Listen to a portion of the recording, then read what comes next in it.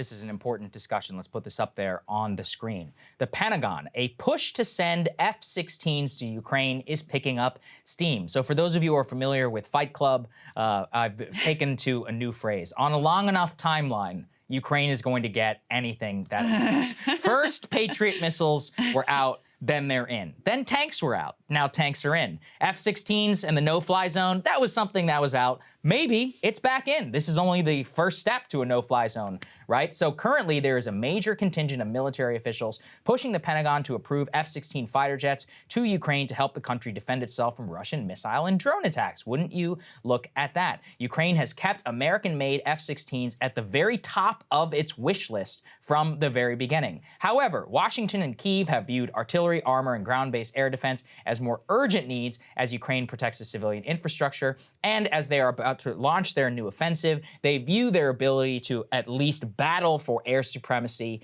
as a vital part of not only the spring offensive, but possibly in the future. Now, the reason why these fighter jets were not really under consideration at all is, well, everybody, what's the range on an F-16? More than Ukraine, I can tell you that. What are they going to use it for? Well, we don't really know. They may tell us one thing, and sure, they were probably very useful in their initial spring offensive to take back territory in the initially invaded part of Ukraine. But what about Crimea? And what about Russia? Let's say that one of the things that you do when you're at war is you destroy your enemy's ability to try and wage war upon you. So would then we not open up the ability to have F-16s strike inside of Russian territory if they're provided by the United States? Look, at the one hand, and this is what the Ukraine people always tell me, well, it's not unprecedented in the history of the Cold War not to provide F-16s to, our allies in the fight. On the other, let's think back to Afghanistan, right? One of the reasons that we could only give the Mujahideen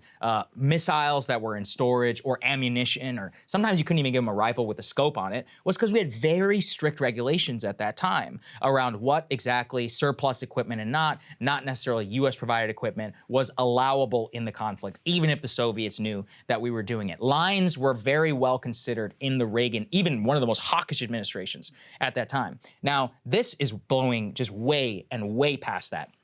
White House right now says, quote, they are considering it very carefully with Kyiv and its allies.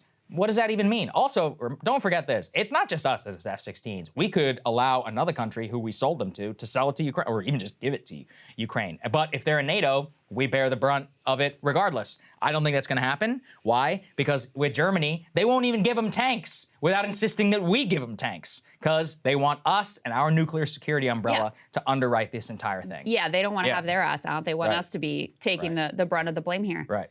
Listen, I've tried to be really very understanding to the case that Pentagon and the Biden administration are making here. This is insane. And the logic always goes, no matter what happens on the ground, no matter what the actual conditions are, whether Ukraine is winning or losing or Russia is falling apart or doing better or whatever, it always seems to justify more escalation. And so this is the key point. There's a couple key points to take away here. Number one, we continue to court World War III. I mean, don't forget that we are in a proxy war with another nuclear-armed superpower. And this idea of well, they haven't blown up the world yet, so I guess we can do whatever we want, is pure insanity. We're creating a situation where not only are there no off-ramps for Ukraine and Russia to bring this war to an end, but there are no off-ramps for us to get out of this situation. So it really is looking more and more like an Afghanistan type situation where, remember the original idea of going into Afghanistan, okay, we're gonna get the bad guys and then we'll be out.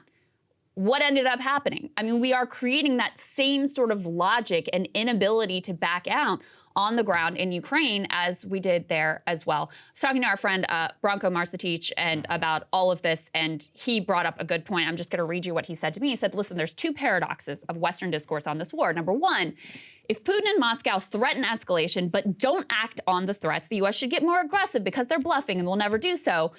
If Russia does escalate, then they're dangerous madmen and the U.S. should get even more aggressive because they can't be appeased. So all roads lead to escalation. And then the second one is when Ukraine is on the back foot, the U.S. must escalate and hold off on diplomacy until Ukraine is in a strong negotiating position. When it gets to that position, the U.S. must escalate and hold off on diplomacy because now Ukraine can win until it can't. Then we go back to the start of the loop. So if Ukraine is not doing well, it's okay, we got to send them the tanks, we got to do this and that so we can give them a stronger negotiating position. And then if they do better, then it's, if they can win, we're going to make them win, so we can't negotiate now. So again, all roads lead to escalation. And you are 100% right, Saagar. Over a long enough time horizon, they have gotten everything they want. And the logic here of, okay, we just agreed to the tanks. It's not, okay, good, we're good, like, thank you. It just justifies, now we're gonna push the envelope even more in terms of what we're gonna ask for, because if you can justify tanks, then hey, why are you drawing the line now at F-16s? There's no logic that would allow you to draw the line between those two offensive capabilities. Yeah. And let's put this up there on the screen. Former Admiral James Stavridis, he was also the former chairman of the Joint Chiefs of Staff, putting it out, a tweet saying, this is the right thing to do. Tanks will be helpful. Better aircraft will be decisive. Well, you know, it certainly could be. It could be decisive, certainly, in a lot of directions. I always try and look back to the history. So when you think about World War I, what's one of the one things that we all think about? Gas, right? Well, the war lasted over 9 months before the first gas attack ever happened. Wow. So think about the longevity of the amount of people and suffering in the war that was happening before that even. We're not even barely 1 year into this conflict. The first year of the First World War, I could have made a very good case for why the Central Powers were going to win and why the United States would never enter and the things would never end up the way that we thought they would. Think about World War II. If it's 1 year into the great film right now, Narvik on Netflix, fantastic film. We're talking about the Nazi invasion of Norway and the very first Hitler defeat. 1 year into World War II, appeasement's looking pretty good.